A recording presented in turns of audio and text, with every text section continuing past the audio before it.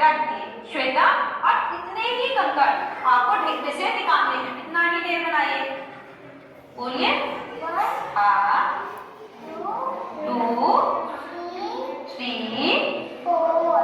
हाँ, जितने मैंने निकाले थे उतने ही आपने निकाल दिए। यहाँ से संख्या कार्ड पहचान कर निकालिए। गुड। इसमें से एक एक करके आप 2 कंकड़ निकाल दीजिए।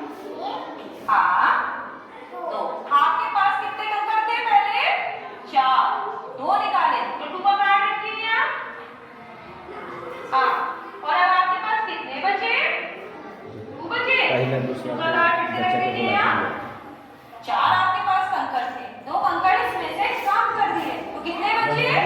इसी तरह से अलग अलग बच्चों से कंकड़ों के ढेर गिनवाकर रखवाएंगे और उसमें से कुछ कंकड़ कम करवा कर बाकी बचे कंकड़ों को गिनवा कर संख्या कार्ड रखवाएंगे। इससे बच्चे संख्या को घटाना समझ पाएंगे। ताली बजाइए। सिंपल सा अर्थ है कि जो बाहर चीज निकल जाता है, जो बाहर डिलीवर होता है, उसको आउटपुट बोलते हैं। ठीक है, हम लोग जो बाजा बजाते हैं उससे जो मतलब डीजे बजता है, गाना बजता है, ठीक है, वो गाना इनपुट है कि आउटपुट है? आउटपुट है, वो बाहर निकल रहा है ना। हम निर्देश देते हैं मोबाइल से, ठीक है, मोबाइल से कनेक्ट करके उसको भेजते हैं। तो मोबाइल से वो कोई चीज बजाना चाहते हैं, कोई इनपुट हो गया क्या आउटपुट? कोई इनपुट ना, मोबाइल थोड़ी बज रहा है, आवाज तो वहां से बाहर निकल रही है। अब मोबाइल से इसको कनेक्ट कर दे रहे हैं तो मोबाइल से थोड़ी आवाज आ रहा है। आवाज किससे बाहर निकला? हम उसको निर्देश दिए कि गाना बजो, राष्ट्रगान बजो, ठीक है, राष्ट्रगान मेरे मोबाइल से तो नहीं बज रहा है। निर्देश कहाँ से दे रहे हैं? मोबाइल से। प्रोसेसिंग कहाँ हो रहा है? मोबाइल। यही ना, वो आदेश का पालन कर रहा है, ठीक है, वो आउटपुट हो गया। ठीक है, यही चीज है। हम यहाँ से निर्देश दे रहे हैं, निर्देश ई समझ रहा है और इसको पालन करवा करके यहाँ दिखा रहा है। ठीक है, जो चीज बाहर दिखता है वो क्या हो जाएगा? आउटपुट और इनपुट। ठीक है, आउटपुट इनपुट समझ में आया? हाँ, एक और चीज होता है, क्या होता है, ध्यान नहीं है। ठीक है, एक होता है जिसको हम लोग माउस है, माउस ही ना है, यहाँ पर ये तीर जैसा है, इसको क्या बोलते हैं? कर्सर। क्या बोलते हैं? कर्सर बोलते हैं। माउस का भी फंक्शन है। ठीक है, माउस हम लोग ऐसे पकड़ते हैं। ठीक है, एक दाया अंगुली हो गया, एक बाया अंगुली हो गया, यही ना हुआ? तो दाया अंगुली और बाया अंगुली में क्या काम है? ठीक है, आपको अगर सब हाई लेवल का पढ़ना नहीं है, लेकिन आपको बोलेगा कि आप रिफ्रेश कैसे मारेंगे, कंप्यूटर को रिफ्रेश कैसे मारेंगे। देखिए, दाया बगल से टिकते हैं तो रिफ्रेश का आ जाता है। कोई चीज देखना है, व्यू कैसे करेंगे? ठीक है, देख रहे हैं तो यहाँ से रिफ्रेश आ रहा है। अच्छा, रिफ्रेश करेंगे कैसे? आ तो गया बाया बगल से, लेकिन इसको क्लिक कैसे करेंगे, इसको खोलेंगे कैसे? ये क्या हो गया? ये कौन सा है रे? बाया ना, बाया बगल टिपेंगे कोई चीज रिफ्रेश हो जाता है, कोई चीज खुल जाता है। जैसे ये फाइल है, ये देखिए फाइल, इसको खोलना है, ये बाया बगल से नहीं खुलेगा। ठीक है, बाया बगल से नहीं खुलेगा, ठीक ना। देखिए, यहां से आप जो है,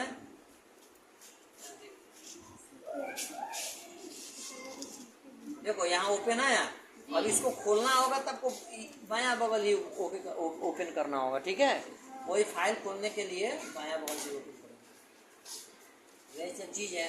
इसमें अगर आपको टाइपिंग करने का इरादा है तो यहाँ से करिए। ठीक है, अपना अपना नाम टाइपिंग नाम में लिखिए था सर। ठीक है, सब नाम लिखिए। अब आगे के बाद इसमें कुछ रंग चेंज करना है। हाँ, हम लोग जो टाइपिंग करते हैं उसका स्टाइल चेंज करना है। नाम लिखो ठीक से, एक जब अति का ए आकाश। हाँ, ठीक है, ठीक है, समझिए रे।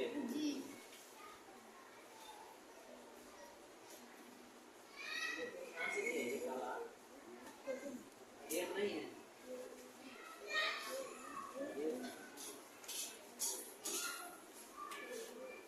नाम लिखो, क्लास लिखिए। ठीक है, आपको चेंज करना होगा, नीचे से लिखना होगा। आ गया आकाश कुमार। ठीक है, 8वां लिखिए। क्लास 8। अति चेंज करो ना, पर अगर आप चेंज कैसे करोगे? हैं? उससे नहीं होगा, उससे स्पेस नहीं आएगा। इंटर से पैराग्राफ हम लोग किससे चेंज करते हैं? इंटर से। स्पेस से, बस उससे जो है ना, मतलब स्पेस क्लास में तब ये लिखना, सीधे एट लिख दिए। आज तो कैंसिल कहाँ से पढ़ोगे? अब मान ली गलत लिखा गया तो इसको कहाँ से हटाइएगा आप? बैक कहाँ से होइएगा? कथी लिखल हो? डिलीट है, डिलीट तो करता पूरा। यहाँ से है ना, यहाँ से इस टाइप का जो निशान है इससे बैक हो जाता है। पौधा होता है, क्या होता है? वो शाफ्ट होता है, जो कि आपको पिक्चर में दिखाई दे रहा है कि बिल्कुल छोटे छोटे से पौधे हैं। इनके तने जो है वो बिल्कुल भूरे लकड़ी जैसे नहीं है, छूने में, दिखने में हरे हैं और छूने में काफी ज्यादा कोमल होते हैं। हम ऐसे करके तोड़ भी सकते हैं, है ना। तो ये जो होते हैं, क्या होते हैं? इनको हम शाख कहते हैं। धनिया का पौधा, पुदीना का पौधा, ये सभी शाख के अंतर्गत आते हैं। आगे देखो, कुछ पौधे ऐसे भी होते हैं जिनके तने इतने ज्यादा दुर्बल होते हैं कि उनको ऊपर चढ़ने के लिए या फिर और ज्यादा बढ़ने के लिए किसकी आवश्यकता होती है? सहारे की आवश्यकता होती है। इन्हें आरोही लता यानी कि क्लाइंबर्स कहा जाता है। और कुछ पौधे ऐसे भी होते हैं जो भूमि की सतह पर ही फैल करके बढ़ जाते हैं, तो इनको हम विसर्पी लता यानी कि क्रीपर कहते हैं। अब अगर हम क्लाइंबर के उदाहरण की बात करें तो इसमें हम ले सकते हैं जो मनी प्लांट होता है, ठीक है। इसके अलावा लता जो होती है, ठीक। और क्या हो सकता है? और बताओ आप, और क्या हो सकता है इसमें? वही अगर हम विसर्पी लता की बात करें, इसके उदाहरण की बात करें, लौकी, ठीक है, कद्दू, तरबूज, लतीदार खीरा, होता है, लौकी का देखो ना पौधा, खरबूज, वो सब ये उसमें सभी आ जाएगा। किसमें आ जाते हैं? विसर्पी लता में आ जाते हैं, क्रीपर में। कद्दू के, ठीक है। तरबूज के, खीरा का। हाँ, अब देखो, बात करते हैं पौधों के अलग अलग भागों की। जैसे कि पहले पत्ती पे देखे तो पत्ती में होती है शिराएं और शिराविन्यास। क्या होती है मैडम ये शिराविन्यास? तो देखो, आप पौधों की पत्तियों पर पतली रेखाएं जो कि चित्र में देख रहे हैं उन्हें देख सकते हैं। इन पतली रेखाओं को शिराएं कहते हैं और शिराओं के द्वारा दर्शाए गए इस पैटर्न को शिराविन्यास कहा जाता है। ऐसे पढ़ेंगे, ठीक। साहित्य संगीत कला वीणा साक्षात पशु उच्च विषाणहीना तृणन्नपादं नपि जीवमाना। फिर से एक बार उच्चारण करें, तृणन्नपादं नपि जीवमाना तत्भाग्यधेयं परमं पशूनां तत्भाग्यधेयं परमं पशूनां। आपको याद हो जाएगा, मुझे नहीं देखना, आपको मोबाइल को आपको चालू करके रख देना, मेरी आवाज को बस सुनना है और आपकी फिंगर, आप जो हाथ में पेंसिल लिए हो वो आपकी किताब पर होनी चाहिए, तब आप सीख पाएंगे। ध्यान रखना, अभी तक आपने जो मिस्टेक 6-7 में कर दी है वो संस्कृत आपसे पढ़ते नहीं बन रही है, तो आपको अगर सीखना है, मैंने हिंदी मीडियम आपकी